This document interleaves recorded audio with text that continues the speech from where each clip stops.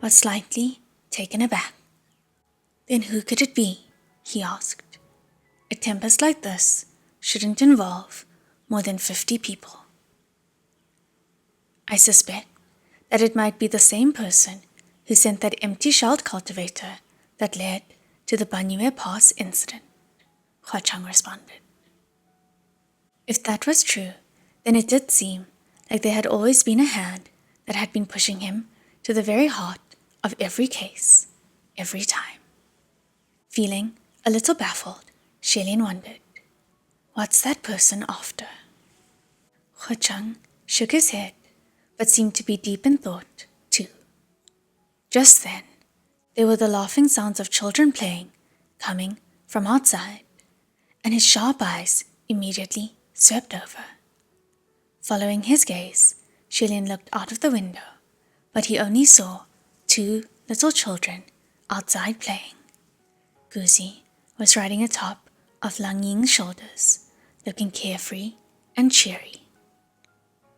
Naturally, the Watermaster's audacious deception in committing a fraudulent substitution, the Windmaster being a fraud, the Earthmaster being a fraud too, and that the Watermaster's head and body were separated, nowhere to be found. These 4 cases, each more explosive than the next, blew up the heavens like 4 bombs, raising a tidal wave that flooded the upper and middle courts. All of a sudden, everyone was shocked and shaken. No one knew what to say with regards to the matter, and crickets filled the great martial hall. Even Junwu's hand didn't seem to be able to support his head anymore. Since Mingyi had never really gone out of his way to be friendly with anyone, and only someone like Shi Qingshuan, who enjoyed pestering others and assumed overly familiar relationships, managed to be on good terms with him, barely anyone else was close with him. However, when they realized that one of their own colleagues was the legendary Supreme Ghost King, the shock was truly too great. In order to play the role of the Earthmaster properly, in the past so many years, this Ghost King had worked hard and diligently, gathering a large number of worshippers in the mortal realm. He even managed to make it into the top 10 during the Battle of the Lanterns at the Mid-Autumn Festival Banquet. Truly terrifying, as expected of a Supreme Ghost King. Even without mentioning the grudge between the Black Water Demon Xuan and Watermaster Wudu, the true murderer behind the real Earthmaster Yi was Blackwater Demon Xuan. No question about it. Thus, the upper court officially released an arrest warrant. However, everyone knew that if a Supreme Ghost King wanted to hide, he wouldn't be so easily found. As they say, once a man falls, all will tread on him. In the past, the Wind and Water Masters stood in greatness and glory, with hundreds at their beck and call. Every time Shaudu appeared, he was extolled and celebrated. Yet, now, with his abrupt death, suddenly all of his supporters didn't dare breathe a single breath. Shi Qingshuan loved making friends and was generous to all. Yet those numerous good friends all disappeared to who knows where. Pei Ming collected Shaudu's headless corpse, and on the day of his burial, the ceremony was quiet and empty of people. Other than Shelian and Ling Wen, there weren't many other heavenly officials who showed up. Shelian noted that in these recent days, there were already bands of people burning down and desecrating the temples of wind and water. He couldn't bear the sight of it and tried to stop them a few times.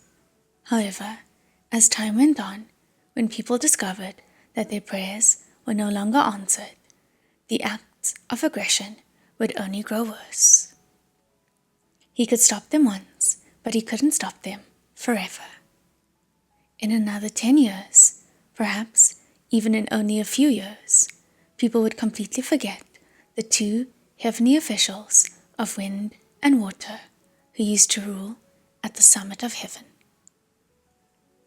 He couldn't help but feel melancholic. Once the funeral was over, Shelian turned to Ling Wen. The whereabouts of Lord Windmaster of Qingshuan is now in your hands, he said. We're counting on you. Ling Wen was also looking solemn, having not smiled in days. She said, without your highness's appeal, I would still do my utmost in my duty. Pei Ming, however, said, Your Highness, rather than let the palace of Ling Wen drag their feet like an old, broken ox cart, why not ask your Crimson Rain sword flower directly?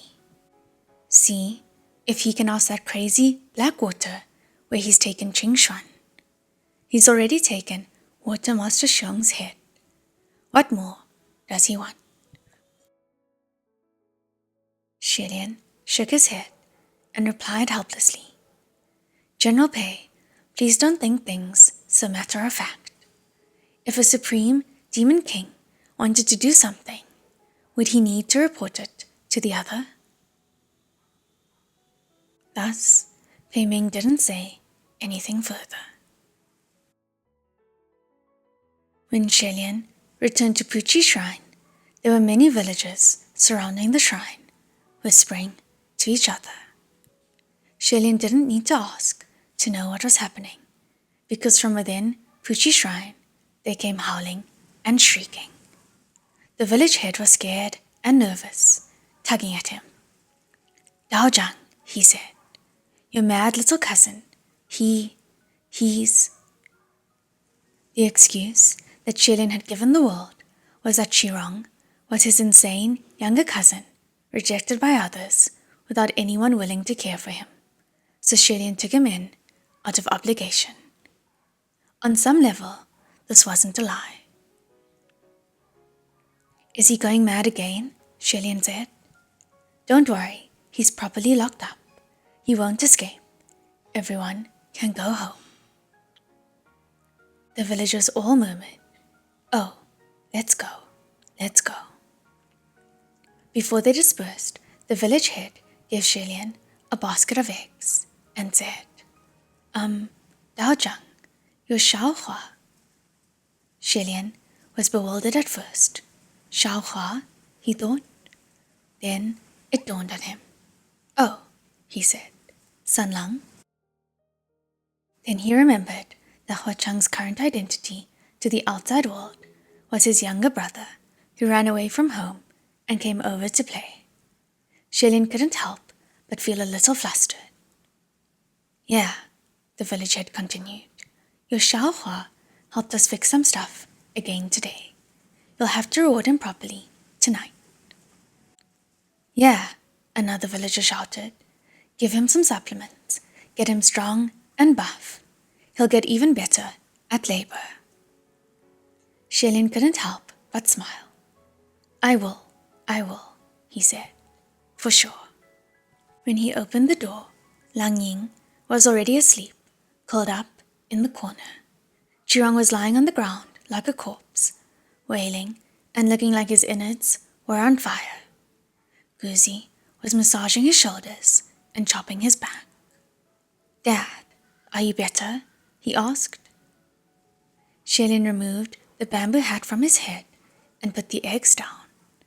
What's with you? He asked. Ate something bad? Qirong spat out. As long as you don't cook me anything, I won't suffer stomach aches, even if I were to lick shit and grime on the ground. Listening to him exaggerate, Shelian folded his hands across, tucked into his sleeves.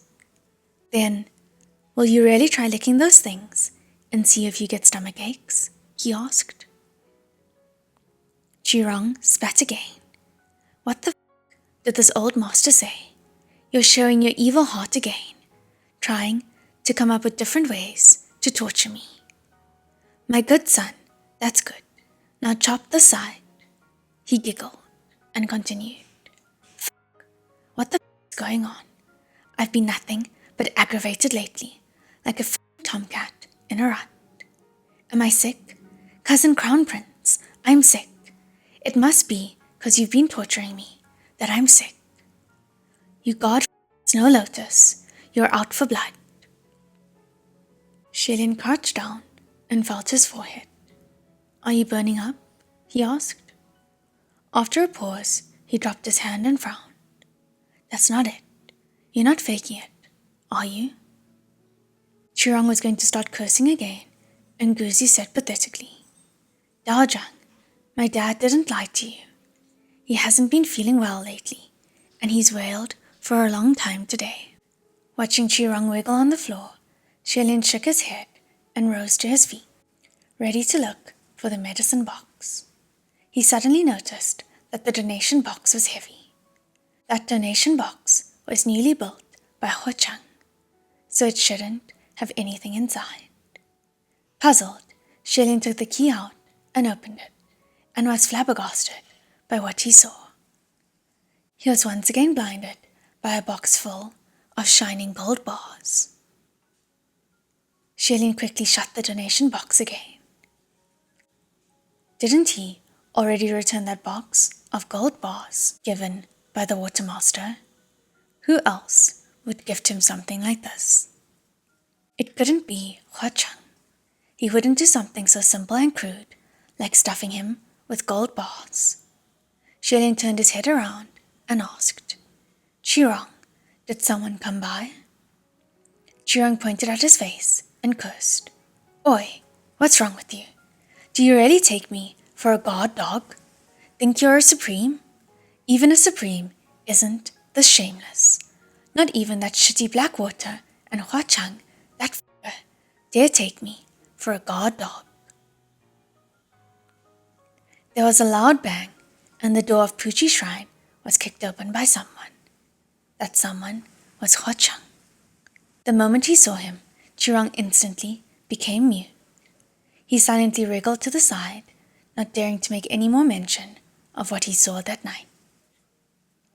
San Lang, you're back, Shilin said. Hua Chang smiled cheerfully and said, Yeah.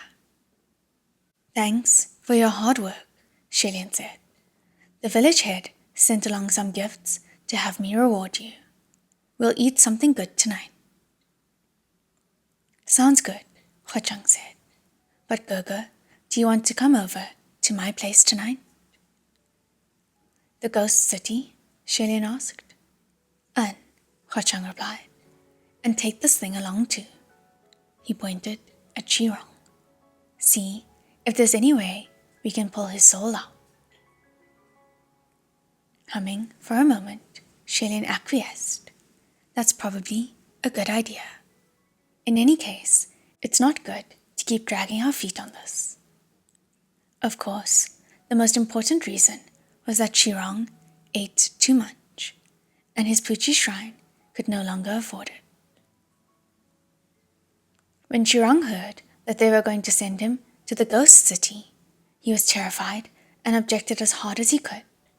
However, his objections fell on deaf ears. A blast of smoke later, he was turned into a green Dharma doll by Hua Chang.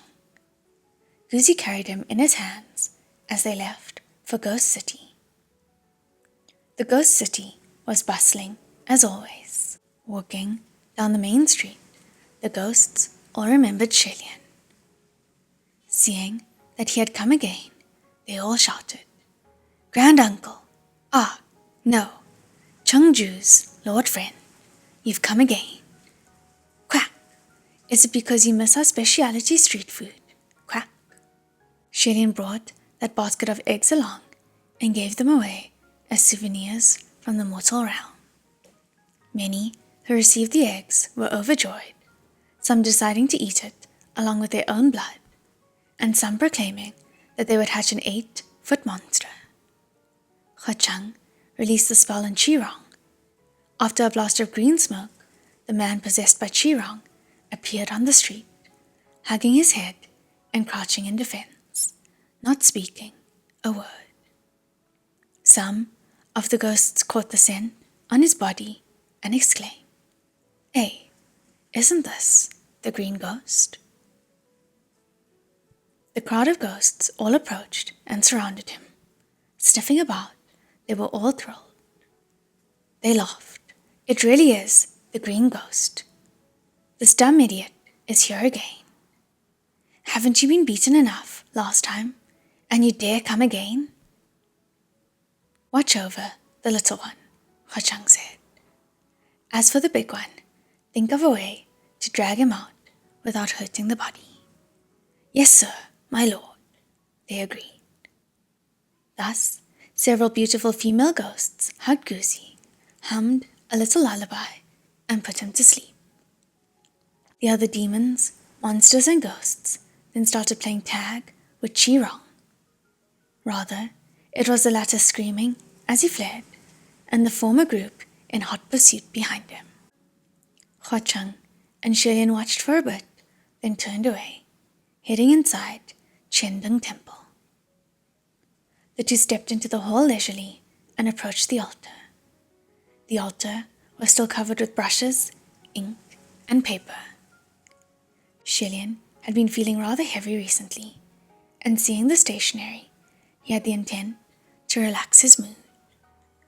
He smiled softly and said, "Last time, when I taught you, I said you'd need to practice when you've got the time, but I suppose you haven't been practicing lately." Huacheng cleared his throat and said, "Gege, you've given away my reward to other people. What will I eat tonight?" Shilin imitated him and raised his brow slightly. "Don't change the subject," he said.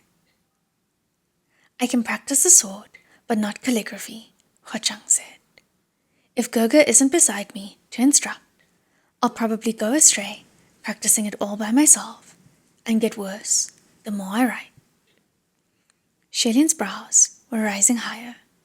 "Sanlang is so smart," he said. "How can there be anything he's no good at?" Huacheng picked up a brush and dipped it in a bit of ink, looking very humble. "It's true," he said. "Pray, Gege, teach me." Shilin sighed a breath and said, "Why don't you write something first?" Thus, Huacheng very seriously wrote 2 verses. Shilin watched for a bit, but then really couldn't watch any more. Stop, he said. "You best stop after all. Don't waste good paper and ink any more," he thought. "Oh," Huacheng said obediently, and really did stop, putting the brush away. Shilin shook his head and said, "Sanlang, don't tell anyone that I taught you how to write." "Gege, I tried my best," Huacheng said, pouting. The way he spoke really sounded like he was aggrieved. A proud, supreme ghost king, if his name should be announced, all 3 realms would shiver in fright. Yet now he stood like a young student, obediently listening to Shilian's critique. Having lectured on a few more crucial points, Shilian held his hand again, like the last time. "Let's try again," he said. "Be serious this time." "All right," Huacheng said. The two were then immersed in composition. After writing for a while, Shilian asked casually, "Why is it still the ache of separation?" Huacheng also answered casually, "I like this poem." "I like it too," Shilian said, "but does Sanlang have any other poems he likes? Once you're familiar with copying this poem, you can try copying others." Roughly counting, this poem only had so many characters. The 2 of them had written it over 10 times, so it should be time to change to a different one. However, Huacheng was adamant. "This one is fine," he said. Placing the brush down, He blew lightly at the ink and smiled. If I like something, then my heart will not have room for any other, and I'll always treasure it. 1,000 times, 1,000,000 times. No matter how many years, this will not change. This poem is the same. Shilian gave a small smile and asked, "Is that right?" Hua Cheng replied. Shilian released his hand and cleared his throat quietly and said, "Then, very well. San Lang is a sentimental man. That's good. Oh, why don't you practice some more by yourself? Ah, that's right. Qirong doesn't seem to be feeling well lately." Hua Cheng put down the paper and picked up the brush again. "How is he unwell?" he asked. Shilian turned around, his back facing Hua Cheng, and replied, "He said something like he was feeling agitated all over, but I've looked him over and it didn't seem to be caused by that man's body. It can't be because the weather's bad." Behind him, Hua Cheng questioned, "When did this start?" "It should be just within the past few days," Shilian replied. "Today was especially bad." But before he finished his sentence, a sense of foreboding suddenly grew in his mind. Just then, there was a light pa sound behind him, like an object had fallen to the ground. Shilian whipped around. "San Lang," he called. The brush that had been in Hua Cheng's hand had dropped, landing on the snow-white paper, slashing a long erratic trail of ink. Hua Cheng's expression was grim, his body unsteady. He held himself up with a hand clutching on the edge of the altar, while the other hand covered his right eye.